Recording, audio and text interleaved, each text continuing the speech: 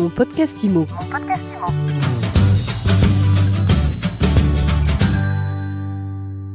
Bienvenue dans ce nouveau numéro de Mon podcast IMO. On parle conjoncture aujourd'hui, on passe en revue les 5 grands indicateurs qui vont vous permettre d'avoir une longueur d'avance sur l'analyse et la compréhension du marché. Alors on a un programme très ambitieux et pour cela on a rendez-vous avec l'économiste Michel Mouillard. Michel, bonjour. Bonjour Ariane. Alors comme chaque mois maintenant, on va essayer d'y voir clair sur la situation, quitte à démonter certaines observations faites par les uns ou les autres. Je sais que vous adorez ça, Michel. Non.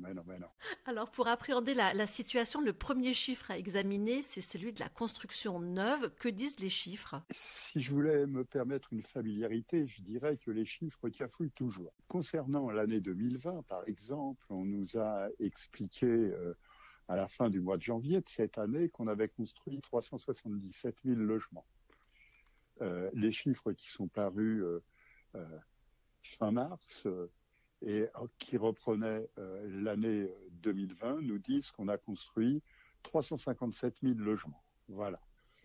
Donc les uns et les autres pourront essayer de comprendre, d'autant que d'une année sur l'autre, on s'aperçoit qu'on peut perdre 15 000, 20 000, voire 40 000 unités. Ce n'est pas grave, on ne sait toujours pas combien on construit de logements en France. Peu importe, faisons comme si la statistique publique nous informait sur le niveau de la construction. Le constat est que de toute façon, l'année 2021 va continuer à connaître une hémorragie de la construction. On s'attend à un peu plus de 320 000 mises en chantier en 2021, c'est-à-dire près de 120 000 unités de moins qu'au début du quinquennat. Alors bien sûr, l'argument plus traditionnel qui est utilisé par le ministère du Logement est de dire c'est de la faute aux élus locaux parce qu'ils ont retardé l'attribution des permis de construire, parce qu'ils rechignent à engager de nouveaux projets, etc. Bon, soyons quand même clairs là-dessus. Souvenons-nous que le quinquennat a commencé par une remise en cause de l'ensemble des soutiens budgétaires à la construction. L'accession à la propriété, l'investissement locatif privé, la construction locative sociale. Et en plus, souvenons-nous aussi que la réforme de la fiscalité locale, par exemple la modification et la suppression progressive de la taxe d'habitation, fait que les élus locaux se trouvent dans une situation budgétaire d'incertitude totale. Personne ne peut faire confiance à l'État en matière de compensation. On l'avait vu par le passé avec d'autres impôts locaux. Et donc, les élus locaux, là-dessus, se trouvent confrontés à cette incertitude qui bloque certainement leurs ambitions en matière de construction. Maintenant, un petit coup de projecteur sur la construction locative sociale qui attire autant l'attention et qui suscite l'intérêt des pouvoirs publics. Il est clair que de ce point de vue-là, en l'espace de 5 ans, depuis le début du quinquennat, on a perdu 20 000 logements locatifs sociaux construits chaque année. Alors encore une fois, ce ne sont pas les élus locaux, pas seulement, même s'il y a des retards, même s'il y a des remises en cause de projets, mais ça ne suffit pas à expliquer. Je rappellerai la remise en cause des soutiens budgétaires publics. Je rappellerai aussi le fait que ce fameux article 55 de la loi SRU, en fait, constitue bien souvent un blocage pour beaucoup de projets de construction. On ne va pas rentrer dans le détail. Disons simplement qu'un élu qui se trouve avec l'obligation de disposer de 20% de logements locatifs sociaux sur son territoire, qui est à 19,6%, n'encouragera absolument pas la construction privée sur son territoire. Tout simplement parce que s'il le fait, l'objectif des 20% recule. Et donc à partir de là, morale de l'histoire, il va bloquer.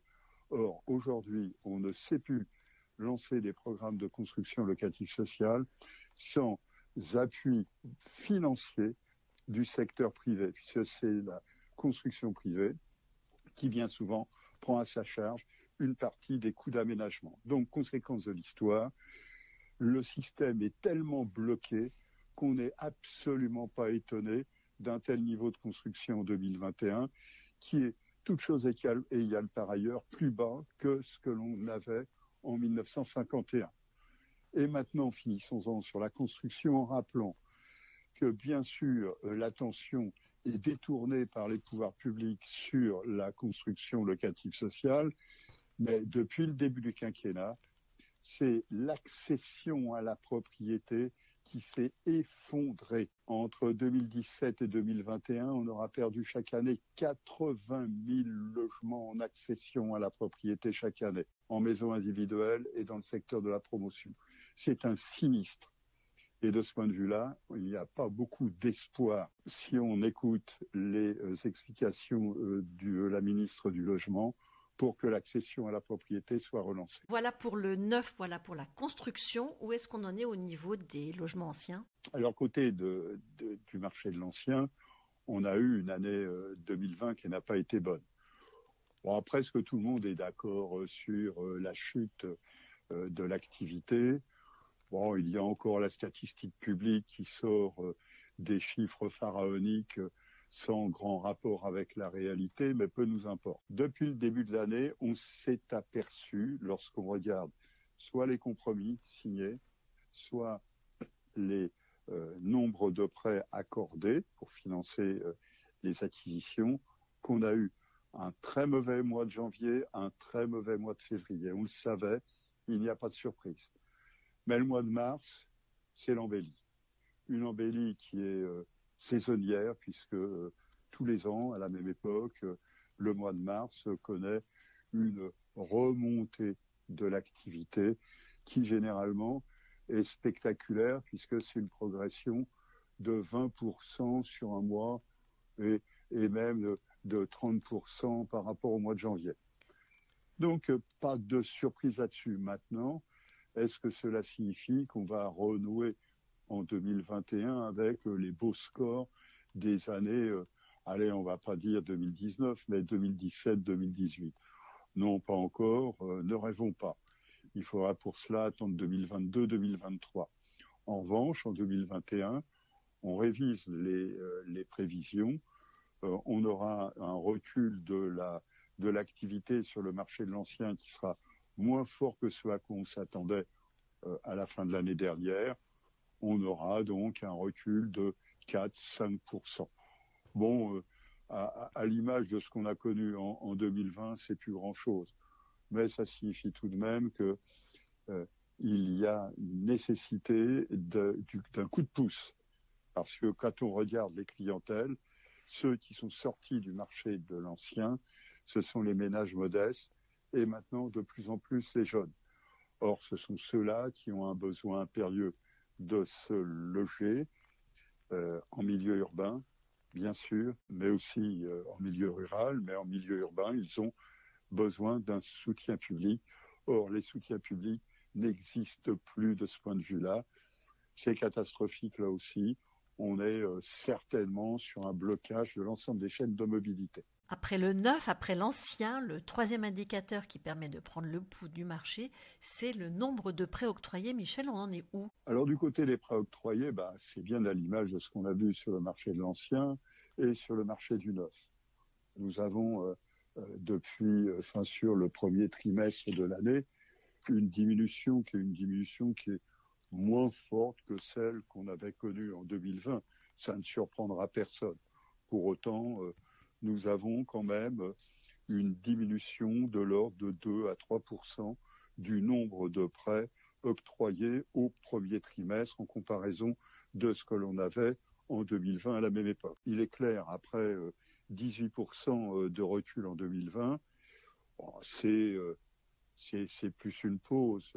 C'est la fin de l'effondrement. Ça va être maintenant l'effritement. Donc nous allons avoir une année 2021 qui sera une année de légère, de poursuite d'une lente dégradation. Ce n'est pas surprenant parce que les dispositions qui ont été prises à la fin de l'année 2020 concernant les taux d'effort, concernant le resserrement de l'octroi du crédit par la Banque de France, ces dispositions vont continuer à mordre durement sur le marché des crédits. Bon, donc à partir de là, rien de nouveau de ce point de vue-là. Maintenant, faisons bien attention.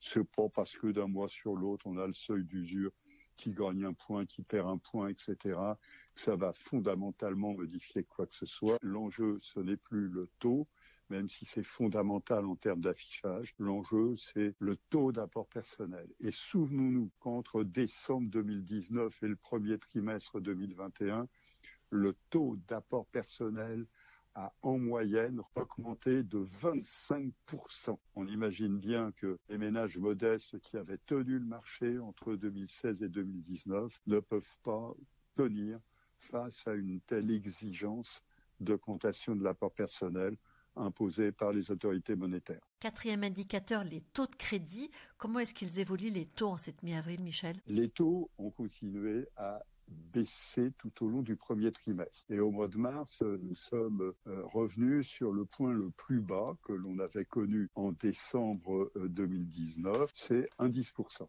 1,10%. Et au mois d'avril, la baisse continue. C'est-à-dire qu'en avril, nous allons descendre à un niveau jamais connu jusqu'alors. Alors c'est important parce que cette baisse, à la différence de ce qu'on a pu craindre au début de l'année, cette baisse bénéficie à tous les ménages les plus aisés, les ménages modestes. Évidemment, pour qu'un ménage modeste puisse en bénéficier, il faut qu'il dispose d'un apport personnel conséquent. Or, un ménage modeste avec un apport personnel conséquent, c'est peut-être pas forcément le ménage modeste auquel on pense habituellement. Toutes les tranches de revenus en bénéficient, toutes les tranches d'âge en bénéficient, tous les marchés en bénéficient, le neuf, l'ancien et les travaux. Voilà, quand on regarde, on s'aperçoit que la baisse du taux moyen, parce que quand on dit en avril, le taux descend pour le moment à 1,07%, le taux moyen, c'est le taux qui en fait a baissé moins que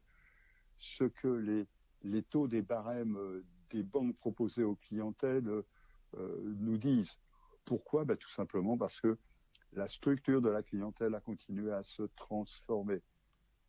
Il y a moins de ménages qui sont des ménages, on va dire, à durée de prêt court. Et puis, il y a beaucoup plus de ménages qui sont à durée de prêt longue. Parce que quand on regarde, on a un allongement extraordinaire de la durée des prêts octroyés. Si on prend simplement les moins de 3 SMIC, entre décembre 2020 et mars 2021, la durée des prêts octroyés s'est accrue de 11 mois. C'est-à-dire qu'en fait, la clientèle modeste est moins nombreuse. Néanmoins, elle s'endette sur des durées beaucoup plus longues pour compenser les exigences en matière d'apport personnel. Et d'un autre côté, ça fait que ça freine la baisse du taux moyen. Mais quand on regarde les taux qui sont les taux affichés dans les barèmes des banques, on a des reculs qui sont beaucoup plus marqués que ce que l'on constate simplement en regardant le marché dans son ensemble. Voilà donc un paysage qui est un paysage du côté des taux, du côté des conditions de prêt, qui est